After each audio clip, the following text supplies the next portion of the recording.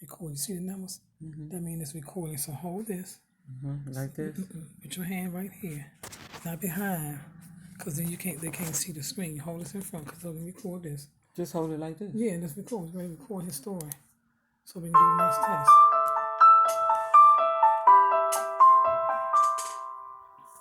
I'm the youngest of four out of my mom, Can you kids. see all that? But in the house together, it was 7 of us. On holidays or spring breaks, it was a house full, something like the Brady Bunch.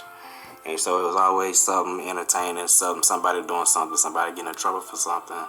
A lot of activities, outdoor activities, stayed outside.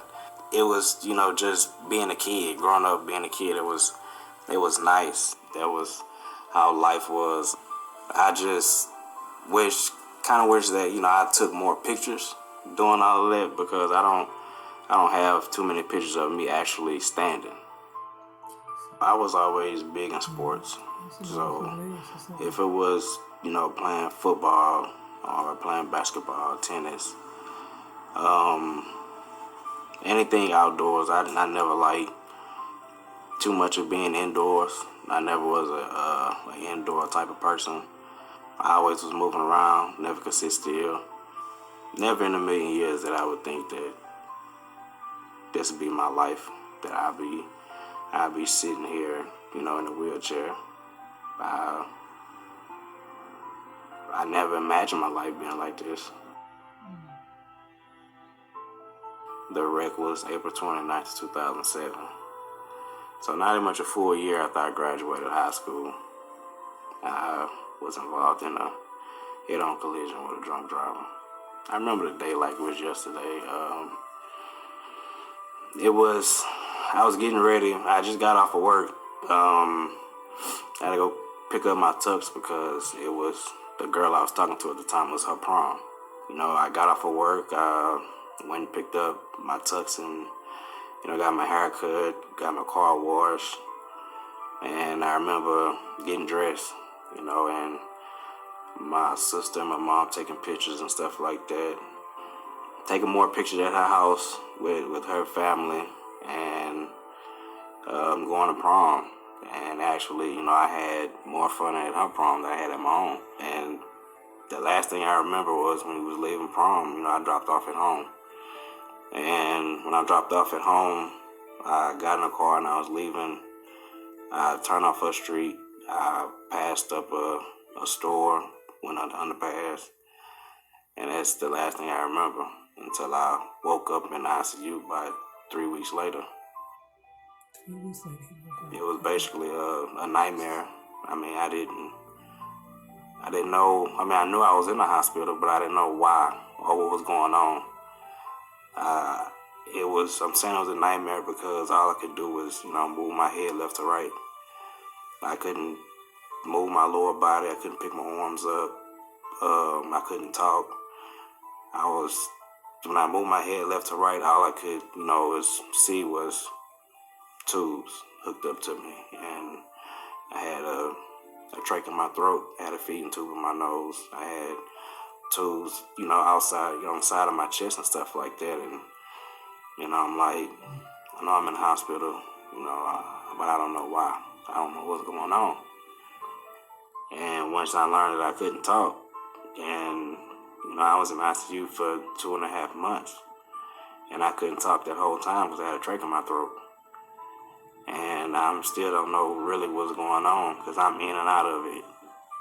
I remember it was just a lot of pain. It was a lot of pain. And, can't talk. Nobody knew that, I was in so much pain that I was in. And he said I was in so much pain that I started biting down, like gritting my teeth.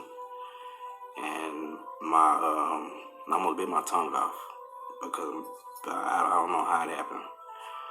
But it was just so much, going through my head at one time and so much pain that I never, in my whole 18 years of living at that time, never went through anything like that. As time started going by, they took the trach out of my throat. and I had to start learning how to breathe and talk on my own again. And once that happened, they moved me to a different floor at the hospital, so I could talk.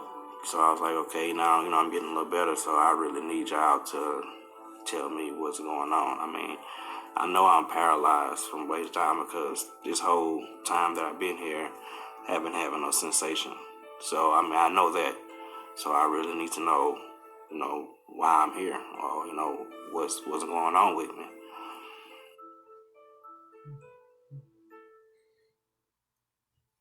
My stepdad and my mom is the people who told me that was like, whenever you drop, couldn't really sing because you had to rewind this back. when you dropped your date off from prom, you was involved in a head-on collision with a drunk driver. And I was like, okay. And there was like, we received a phone call about 5 o'clock that morning. The lady on the phone asked her if she had a younger son, if she had a son named Daniel who went to prom. She was like, Daniel should answer the phone. I have a younger son named Danny. He went to prom. She was like, okay, well, we have him down here at the hospital. He wants you to come and be with him. She was like, okay, is anything wrong? Is he okay? Or no, he's fine. He just wants you to come and be with him. So that was out the door. And they made it to the hospital, probably about 5-10 minutes. We stayed around the corner from the hospital, so it didn't take them that long to get there. When they got there and checked in, they put him in a consultation room.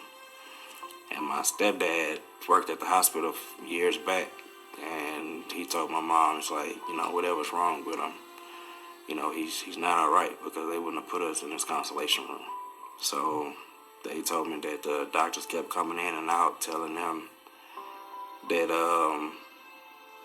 if I survived the wreck, that I'd be mentally challenged, that I'd be brain dead, that I need dialysis for the rest of my life. I'd be on all type of pain medications, that I wouldn't remember anything. And then they went to tell them all the injuries that I sustained. I shattered both of my ankles. I have metal in both ankles. I shattered both knees. I have metal in both knees. I broke both femurs. I have arm rods in both femurs. I broke 6 left ribs. I damaged my kidneys, my lungs, my liver. I snapped my spine in half. I have a ladder going up and down my spine with at least 20 screws. I tore my main vein to my heart, and I had a severe brain injury. And they told me all of that, and I'm like, okay, I had all that wrong with me, and I made it. And I remember the first time that I seen the photos of my car. It was like somebody got a big bucket of acid and just poured it on the front of my car, and it just folded. They said that, she was driving on the wrong side of the highway. She didn't have no headlights on. And I never seen her coming. And she was driving in my lane. And I seen her because when we got real close on each other, so close that I hit my brakes, but it was too late because we was like on top of each other. We smacked. Her car kind of backed out in traffic. Mine spun out. So the car telling behind me hit me, get on the driver's side, and spun me back around. So I was hit twice. And it was crazy because when I seen the pictures, it was like, he wasn't supposed to make it out that wreck. It took them about an hour and a half to cut me out the car and get me to the hospital. I mean, somebody was looking out for me. It was tough because even though I was up, I was still in and out of the operating room.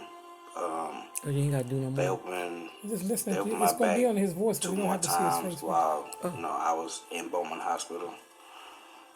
And they kept coming in and taking staples out, putting staples in.